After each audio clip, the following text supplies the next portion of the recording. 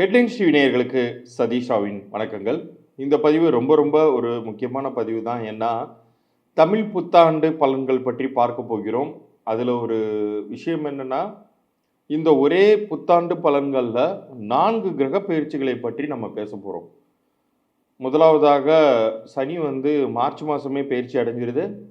அதற்கு அப்புறமாக ராகு கேது பயிற்சி, குரு பயிற்சி எல்லாமே ஒன்றன் பின் ஒன்றாக நடக்க போகுது இந்த காலத்தில்.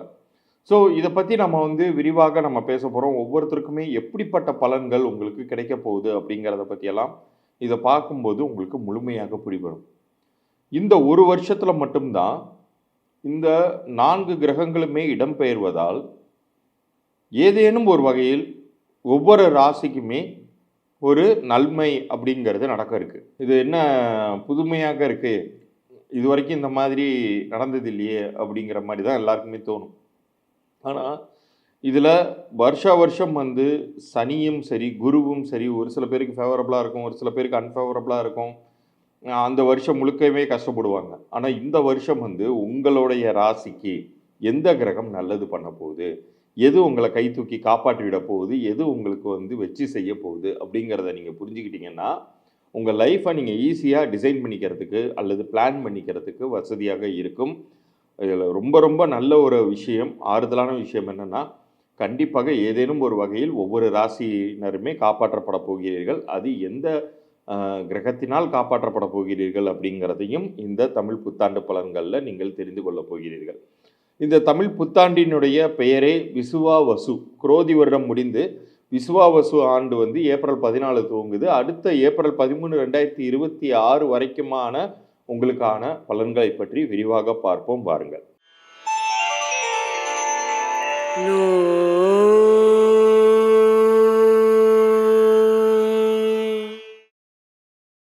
தனுசு ராசிக்கு இந்த விசுவாவசு தமிழ் புத்தாண்டு என்ன விதமான பலன்களை தரப்போகிறது என்பதை விரிவாக பார்ப்போம். அடுத்து வரக்கூடிய ஒரு வருடம் ஒரு சில நேரங்களில் உங்களுக்கு ரொம்ப ஒரு பாசிட்டிவான திங்கிங் வரப்போகுது. ஒரு சில நேரங்களில் உங்களுக்கு குழப்பங்களும் வரவே போகிறது. ஏன்னா இந்த ஒரு வருடத்தில் ஒரு கிரகம் இல்லை 4 கிரகங்கள் இடம்பெறுகின்றன. அதனால் ஒரு சில கிரகங்கள் நன்மையாகவும் ஒரு சில கிரகங்கள் உங்களுக்கு கொஞ்சம் பேலன்ஸ் பண்ணியும் தான் உங்களுக்கு பலன்கள் தரப்போகுது. இதில் 7ஆம் வீட்டிற்கு வரக்கூடிய குருவினால் மிகப்பெரிய நன்மைகள். 7ல் குரு அப்படிங்கிறது உங்களுடைய கலத்தரஸ்தானம், நட்பு ஸ்தானம், நண்பர்களால் உதவி அல்லது நல்ல மனிதர்களுடைய தொடர்பு கிடைப்பது, இப்போ பிஸ்னஸில் இருக்கிறவங்களுக்கு நல்ல பார்ட்னர்ஸ் கிடைப்பது, இது மாதிரியான விஷயங்கள்லாம் நடக்க போகுது. ஸோ அதை நீங்கள் மிக சரியாக பயன்படுத்தி கொண்டீர்கள் என்றால் உங்களுடைய லைஃப்பில் ஒரு நெக்ஸ்ட் லெவல் இம்ப்ரூவ்மெண்ட்டுக்கான பாதையை நீங்களே அமைத்து கொள்ளலாம். சரி, அது ஒன்று மட்டுமே நமக்கு நல்லது பண்ணிவிடுமா சார் அப்படின்னு கேட்டிங்கன்னா, அதெல்லாம் நான் விடவே மாட்டேன் அப்படின்னு சனி குறுக்க நிற்பார். ஏன்னா அவர் அர்த்தாஷ்டம சனியாக 4ஆம் வீட்டிற்கு உட்கார்றார். அவர் எப்படி நல்லது பண்ண விடுவார்? சில காலதாமதங்களை வேணால் ஏற்படுத்துவாரே ஒழிய உங்களுக்கு முழுமையாக கெடுதல் பண்ணிவிட மாட்டார். அதை நீங்கள் முழுசாக பிலீவ் பண்ணணும். ஃபர்ஸ்ட் ஆஃப் ஆல் அவ்வளோதான் போச்சு, நமக்கு அர்த்தாஷ்டம சனி வந்துருச்சு, கெடுதல் தான் அப்படின்லாம் நினைக்காதீங்க. நம்ம ஒரு ஊருக்கு பிரயாணம் பண்ணுறோம். ஒரு 4 மணி நேரத்தில் போய் சேர வேண்டிய ஊருக்கு 5 மணி நேரத்தில் போனால் அந்த 1 ஹவர்னால என்ன ஆகிட போகுது? பெருசாக குடிமூழ்கி போயிட போகிறது கிடையாது. எப்படியோ போய் சேர வேண்டிய இடத்துக்கு நல்லபடியாக போய் சேர்ந்துட தான் போகிறீங்க. அப்படிங்கும்போது உங்களுக்கு பயம் வேண்டாம் அப்படிங்கிறது தான் கருத்து. ஸோ 4ஆம் வீட்டு சனியினால் நீங்கள் ஒரு சில காலதாமதங்களை ஏற்றுக்கொள்ளணும். நீங்கள் ஃபெட்டப் ஆகக்கூடாது. உங்களுடைய முயற்சிகளுக்கு குறை வைக்காமல் நீங்கள் முயன்று கொண்டே இருந்தீர்கள் என்றால் அதை பற்றி நீங்கள் கவலையே பட தேவையில்ல. நல்லபடியாகவே உங்களுடைய பிரயாணம் அப்படிங்கிறது அமையும் இந்த ஒரு வருடத்தில். அது உத்தியோகத்தில் இருந்தாலும் சரி, வியாபாரத்தில் இருந்தாலும் சரி, உங்களுடைய லைஃப்பில் குரு 7ஆம் வீட்டில் இருக்கும் பொழுது நல்ல மனிதர்களின் தொடர்பால் உங்களுக்கு பெரிய அளவுக்கு ரிலீஃப் அப்படிங்கிறது இருந்து கொண்டே இருக்கும். நம்ம லைஃபே ஒரு ஏதாவது ஒரு வகையில் யாராச்சும் ஒருத்தர் சப்போர்ட்டிவாக இருக்கிறது தானே, ஒருத்தருக்கு ஒருத்தர் சப்போர்ட்டிவாக இருக்கிறது தானே. அந்த சப்போர்ட்டெல்லாம் உங்களுக்கு நல்லபடியாக கிடைக்கக்கூடிய ஆண்டாகவே இது இருக்க போகுது. இன்னொரு பக்கம் பார்த்தா 3ஆம் வீட்டிற்கு ராகுவும் 9ஆம் வீட்டு பாக்கியஸ்தானத்திற்கு கேதுவும் வராங்க. அப்போ கேதுங்கிறவர் குருவுக்கு என்ன பண்ணுவார்? இப்போ தனுசு ராசியின் அதிபதி குரு. இப்போ குருவின் வீடான தனுசுவுக்கு கேது வந்து கெடுதலே பண்ணிட மாட்டார். ஏன்னா தனுசுக்கு ஒரு தலைமை சீடர் மாதிரி தான் கேது. ஞான மோட்ச காரகன் அப்படின்னே சொல்லுவோம். ஞானத்தை கொடுக்கக்கூடிய கிரகங்கள் மிக முக்கியமான பிரதான கிரகம்ங்கிறது குரு. அதற்கு நம்பர் 1 சீடராக இருக்கக்கூடிய ஒரு அசோசியேட்டாக இருக்கக்கூடியவர் தான் கேது. ஸோ உங்களுக்கு நல்ல ஒரு மென்டல் கிளாரிட்டியை கொடுப்பாரு, புத்தி வலிமையை கொடுப்பாரு. நம்ம எதை பற்றியும் கவலைப்பட வேணாம், நமக்கு ஒரு ஃபோர்ஸ் வந்து நம்மளை காப்பாற்றுறது அப்படிங்கக்கூடிய ஒரு இனம் புரியாத ஒரு செக்யூர்டு ஃபீலிங் வந்து உங்களுக்கு கிடைக்கும். ஆனால் அதற்கு நீங்கள் ஆலய பிரவேசங்கள் செய்ய வேண்டும். சாதாரணமாக நானும் கோயிலுக்கு போகிறேன் அப்படின்னு போயிட்டு அங்கே ஒரு பூஜையை கொடுத்தங்கிற மாதிரி இல்லாமல் ரொம்ப சின்சியராக சித்தர் வழிபாடுகள் பண்ணுங்க.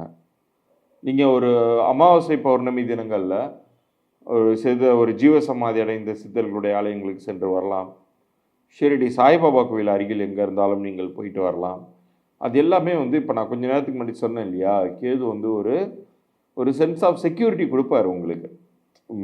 நம்மளை சுற்றி ஒரு நல்ல ஃபோர்ஸ் இருக்குது, அது நம்மளை பார்த்துக்கும் அப்படிங்கக்கூடிய எண்ணங்கள் இருந்தாலே உங்களுக்கு பாதி விஷயங்கள் பிரச்சனை இல்லை அப்படிங்கிற மாதிரி தான். இன்னும் சொல்லப்போனால் இந்த 3ஆம் வீட்டில் வரக்கூடிய ராகு கூட வந்து குருவுடைய பார்வையில் தான் இருக்க போகிறார். அதனால் உங்களுக்கு கெடுதல்கள் குறைவு தான்.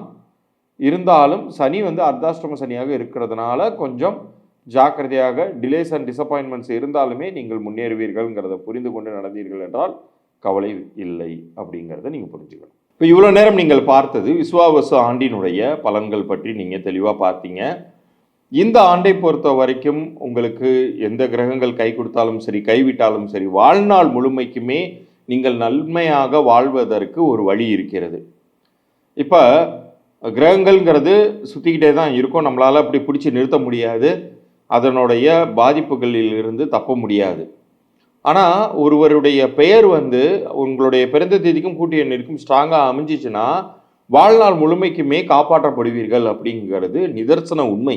ஆனால் அது யாருக்கு கிடைக்கும் அப்படின்னு கேட்டிங்கன்னா, உண்மையிலேயே குலதெய்வ வழிபாடு செய்து அதனுடைய அருளாசிகள், குலதெய்வத்தினுடைய அருளாசிகள் உங்களுக்கு முழுமையாக கிடைக்கப்பட்டவர்களாக நீங்கள் இருந்தீர்கள் என்றால், நீங்கள் வணங்கும் குருமகான்களுடைய அருளாசிகள் உங்களுக்கு கிடைத்திருக்கும் என்றால் இந்த பதிவை பார்த்து உங்களுக்கு எண்கணித பலன்கள் அப்படிங்கிறது கிடைக்கும்.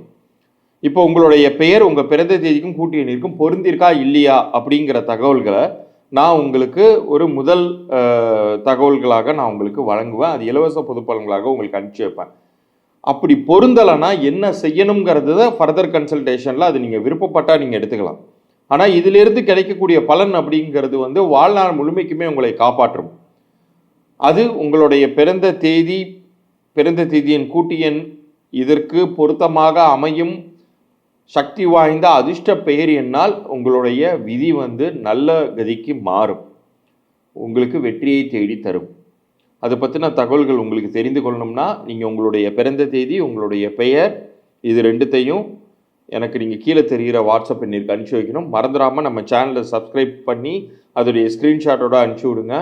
உங்களுக்கான பதில் 3 நாட்களுக்குள்ளார நான் அனுப்பி வைக்கிறேன். நேரம் இல்லாத காரணத்தால் முதலில் வரக்கூடிய ஒரு 100 நபர்களுக்கு நான் அனுப்புவதாக இருக்கேன். முடியாதவங்களாம் 100 தாண்டி போனவர்களும் நீங்கள் அனுப்புங்க. உங்களுக்கு என்னுடைய நேரத்தை பொறுத்து நான் எப்படியாச்சும் உங்களுக்கு ஆன்சர் பண்ண ட்ரை பண்ணுறேன். நீங்கள் வியாபாரம் செய்பவர்களாக இருந்தால் உங்களுடைய வியாபார பெயரையுமே குறிப்பிட்டு அனுப்புங்க. குழந்தைக்கு இப்போ தான் பேர் வச்சுருக்கீங்கன்னா குழந்தையுடைய பிறந்த தேதியும் பெயரையுமே அனுப்பிச்சி விடுங்க. அவங்களுக்கும் எப்படி இருக்குன்னு நான் பார்த்து சொல்கிறேன். மீண்டும் அடுத்த பதிவில் சந்திப்போம். நன்றி, வணக்கம்.